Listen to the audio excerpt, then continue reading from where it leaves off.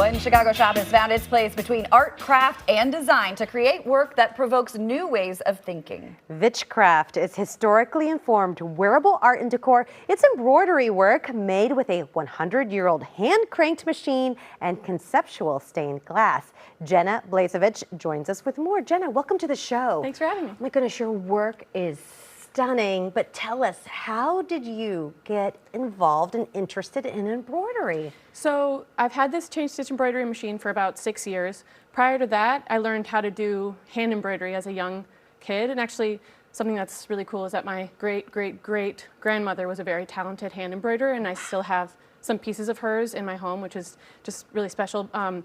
But this machine is extremely unique, and I was able to make friends with someone in New York who had the same kind of machine. She sold me her second one, taught me how to use it, and then it just kind of was a seamless kind of thing to add into my mediums that I work on, because I'm a hand letterer first and kind of a chain stitcher second, so it really worked well with what I already had as a skill set. So when we're talking about chain stitching, what exactly is that? So I'm able to kind of write with the machine. Yeah. There's a crank on the underside that is sort of like an Etch-a-Sketch in the sense that it goes clockwise or counterclockwise, just in a circle. And depending on where the handle is oriented, it changes the needle on its axis. So it's the machine that they would have used in Disneyland to customize the hats on the spot. And so then you're able to get this kind of like classic script with it. Yeah. But I am guessing, I mean, you are going like the very authentic old school route with this, right? Yes. I mean, because there's a lot of machines now with like computers programming involved, right, that can kind of do this, but you're doing it really the old-fashioned way. Yes, so, and also the fact that all of the mechanics are exposed is just really interesting to see when it's working. Yeah. So it is a really fun thing to be able to have on site at different places. So a lot of different stores or events will bring me out to stitch on the spot for guests. And then I have my brick and mortar shop where people come and either get things stitched that I have available as blanks, or they can bring their favorite jacket or something like that to get personalized. And that's like one of the jackets you said you made for your sister, Pink Pony Club. That is gorgeous. That's so pretty. And this is just one part of what we would see if we come into your store. There are so many other mediums you work with. Yes, so like I mentioned before, I'm a lettering artist first, and sometimes I'll be applying my lettering designs to a medium like stained glass if I'm trying to amplify a kind of conceptual idea, and in those situations I'm usually contributing to an art show where people can view it publicly. Those pieces, most of the pieces that I've made that are more conceptual are in my space now, and so it's kind of like a gallery experience, it mixed with being able to see artwork being made in real time. So depending on the message that I'm trying to amplify, I'll kind of decide which medium best ties that together.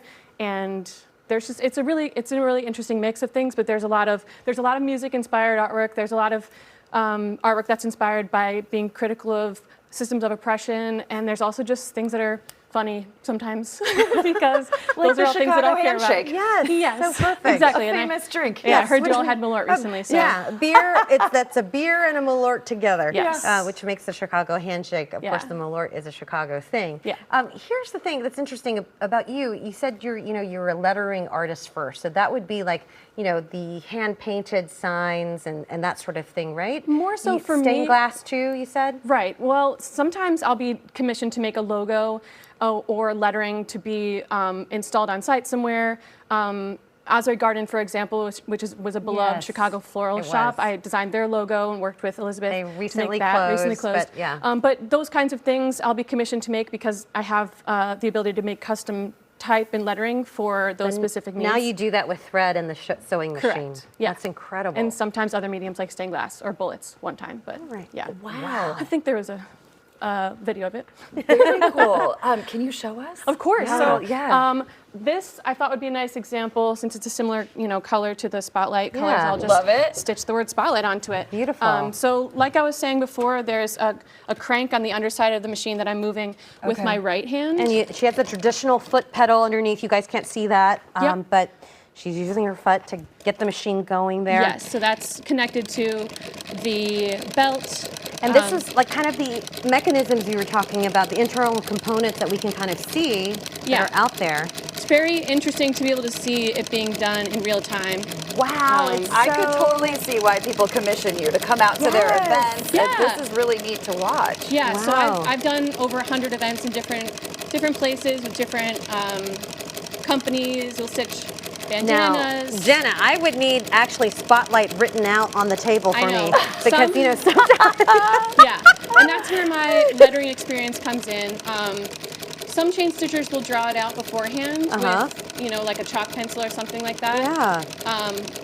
But I like to do it live. You are making this look so easy. I mean, Thank it is art in motion. I mean, it is so stunning. And I'm guessing too, because these machines are so old, you're probably going to have to be a bit of a sewing machine mechanic, right? Yes, that is a great point. Because the machine is so unique, it is stressful to imagine something going wrong. During lockdown, my husband was interested in trying to sort of try his hand at the machine, and he got the hang of it really quickly because he works on his own motorcycles.